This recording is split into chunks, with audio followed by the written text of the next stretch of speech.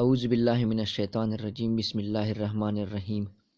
Dear students, अस्सलामु अलैकुम।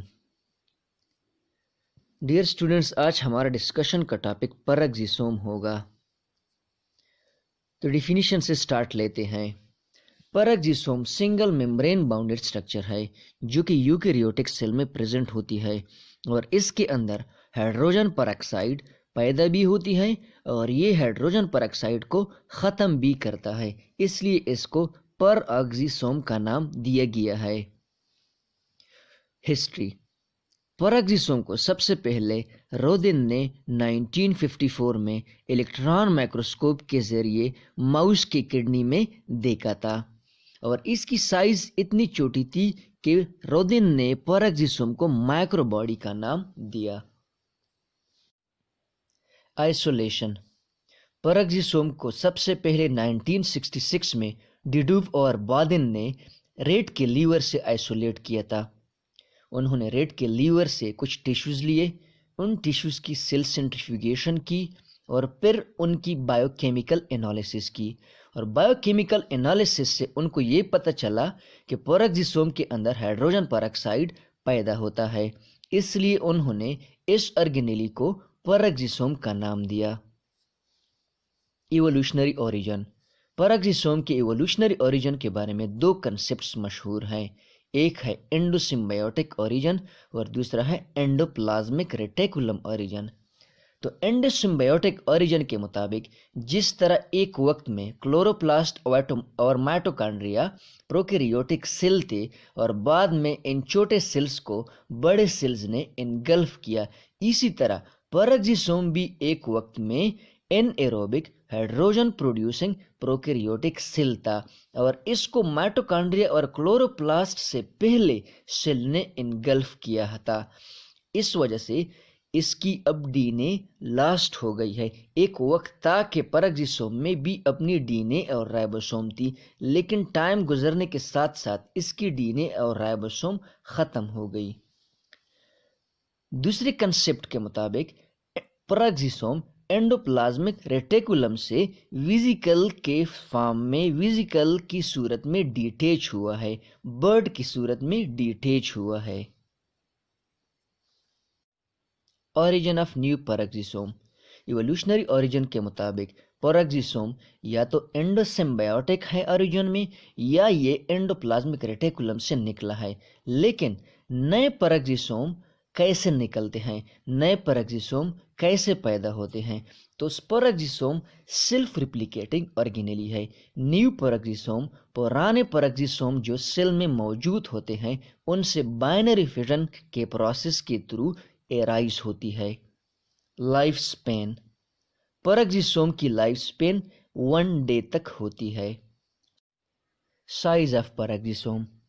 परऑक्सिसोम की डायमीटर 0.1 से लेकर 1 माइक्रोमीटर तक होती है। शेप। परऑक्सिसोम ओवल या स्फेरिकल फॉर्म में पाया जाता है। नंबर। परऑक्सिसोम की तादाद एक सेल में 100 या इससे ज़्यादा भी हो सकती है। अकरेंस। परऑक्सिसोम प्लांट्स और एनिमल सेल्स में पाया जाता है। कभी कभार ये परऑक्सिसोम सिंगल फॉर्म में मौजूद होता है और कभी कभार ये ट्यूब्यूल्स के जरिए एक नेटवर्क सा बनाता है जिसको परऑक्सिसोम रेटिकुलम कहा जाता है। स्ट्रक्चर। परऑक्सिसोम के दो मेन कंपोनेंट्स हैं, एक है मेम्ब्रेन और दूसरा है मैट्रिक्स। मेम्ब्रेन। परऑक्सिसोम की मेम्ब्रेन लाइपोप्रोटीन से बनी होती है और इस मेम्ब्रेन की थिकनेस 4.5 नैनोमीटर से लेकर 8 नैनोमीटर तक होती है। ये आप लोग साइड पे देख सकते हैं, ये परऑक्सिसोम का मेम्ब्रेन है।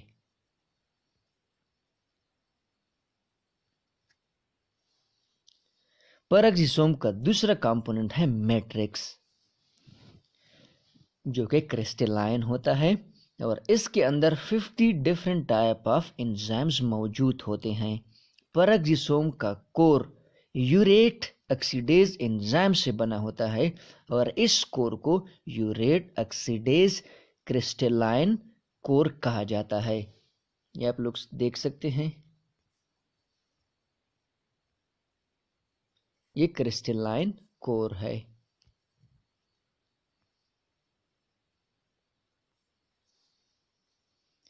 ये क्रिस्टलाइन कोर इलेक्ट्रॉन माइक्रोस्कोप के थ्रू डार्क और सर्कुलर रीजन के फॉर्म में प्रेजेंट होता है। ये क्रिस्टलाइन कोर कुछ स्पीशीज में प्रेजेंट होता है और कुछ स्पीशीज में ये मौजूद नहीं होता, जिस तरह के रेट लीवर सेल्स में ये प्रेजेंट होता है और ये कोर ह्यूमन में एब्सेंट रहता है। इस कोर में बहुत सारे एंजाइम्स प्रेजेंट होते हैं, जिस तरह के ऑक्सीडेजेस। ऑक्सीडेजेस एंजाइम की वो कैटेगरी है जो कि ऑक्सीजन को इस्तेमाल करती है और ऑक्सीजन को इस्तेमाल करके मुख्तलिफ किस्म के कंपाउंड्स को, ऑर्गेनिक कंपाउंड्स को ऑक्सीडाइज करती है और इसके नतीजे में हाइड्रोजन पेरोक्साइड्स प्रोड्यूस होती है। ऑक्सीडेज एंजाइम की एग्जांपल ग्लाइकोलेट ऑक्सीडेज है, जो कि ऑर्गेनिक कंपाउंड ग्लाइकोलेट को ग्लाइक्सिलेट में कन्वर्ट करती है और इसके साथ साथ हाइड्रोजन पेरोक्साइड भी पैदा होती है। डी अमाइनो एसिड ऑक्सीडेज, जो कि डी अमाइनो एसिड को कीटो एसिड, अमाइनो ग्रुप और हाइड्रोजन पेरोक्साइड में कन्वर्ट करती है। Beta fatty acid oxidase enzyme, जो कि फैटी एसिड को एसिटाइल कोएंजाइम ए में कन्वर्ट करती है और यही acetyl coenzyme A Krebs cycle और इलेक्ट्रॉन ट्रांसपोर्ट चेन से पास होकर सेल के लिए एनर्जी प्रोवाइड करती है। यूरिक एसिड ऑक्सीडेज एंजाइम, जो कि यूरिक एसिड को वाटर सॉल्युबल मेटाबोलाइट, जिसको एलेंटाइन कहा जाता है, उसमें कन्वर्ट करती है। दूसरी कैटेगरी जो एंजाइम की कैटेगरी जो कि पेरोक्सिसोम में प्रेजेंट होती है, वो कैटालेज कहलाती है। कैटालेज हाइड्रोजन पेरोक्साइड को वाटर और ऑक्सीजन में कन्वर्ट करती है। पेरोक्सिसोम का फंक्शन। पेरोक्सिसोम का सबसे पहला फंक्शन ये है कि ये हाइड्रोजन पेरोक्साइड की मेटाबॉलिज्म करता है। सेल के अंदर मुख्तलिफ किस्म के ऑक्सीडेशन रिएक्शंस होते हैं और इन रिएक्शंस के नतीजे में हाइड्रोजन पेरोक्साइड पैदा होती है। हाइड्रोजन पेरोक्साइड बाय नेचर बायोसाइडल है। इसका मतलब ये है कि अगर ये एक लेवल से ऊपर हो जाए तो ये एक सेल को किल भी कर सकता है और एक ऑर्गेनिज्म को किल भी कर सकता है। और दूसरी बात ये है कि ये रिएक्टिव ऑक्सीजन स्पीशी है और ये मुख्तलिफ किस्म के ऑर्गेनिक कंपाउंड्स के साथ रिएक्शन करके उसके स्ट्रक्चर और फंक्शन को अल्टर करती है और इसकी वजह से फिर मुख्तलिफ किस्म की डिजीजेस काज होते हैं। Fatty acid oxidation. Beta oxidation वो प्रोसेस है जिसमें fatty acid acetyl coenzyme A में कन्वर्ट होती है और प्रोकैरियोट में फैटी एसिड ऑक्सीडेशन साइटोसोल में होती है। एनिमल्स में फैटी एसिड की ऑक्सीडेशन पेरोक्सिसोम के साथ साथ माइटोकॉन्ड्रिया में होती है। ईस्ट और प्लांट में फैटी एसिड की ऑक्सीडेशन पेरोक्सिसोम में होती है। Lipid biosynthesis.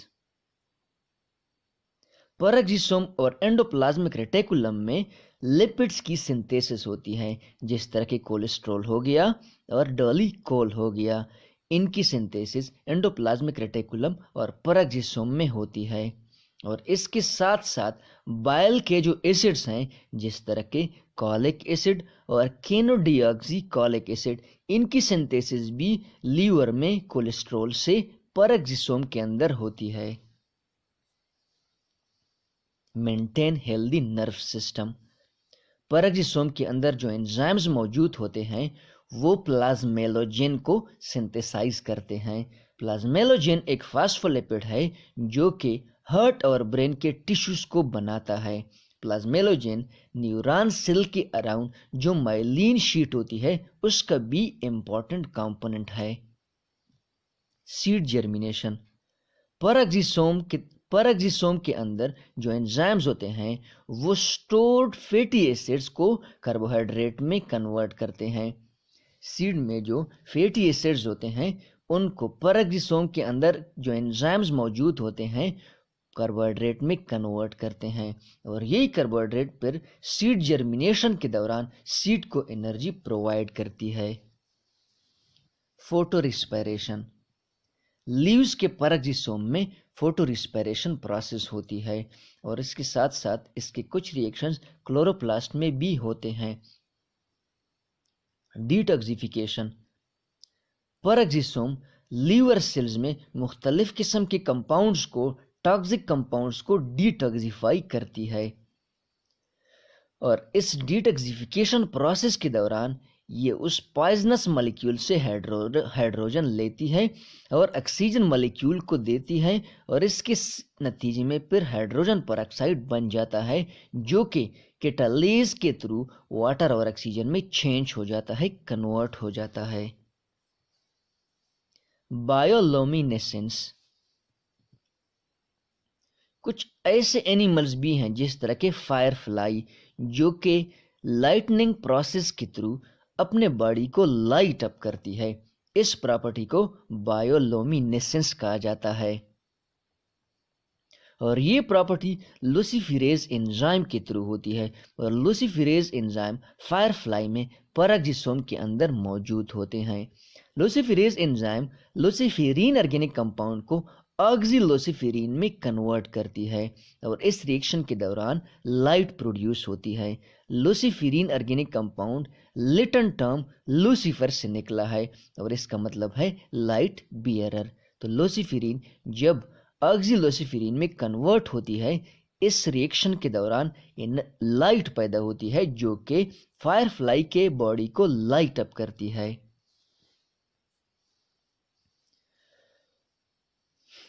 इसके अलावा परजीसोम के मुतालिक एमसीक्यूज जो कि ईटा मेडिकल टेस्ट और दूसरे टेस्ट में बार बार रिपीट होते जा रहे हैं।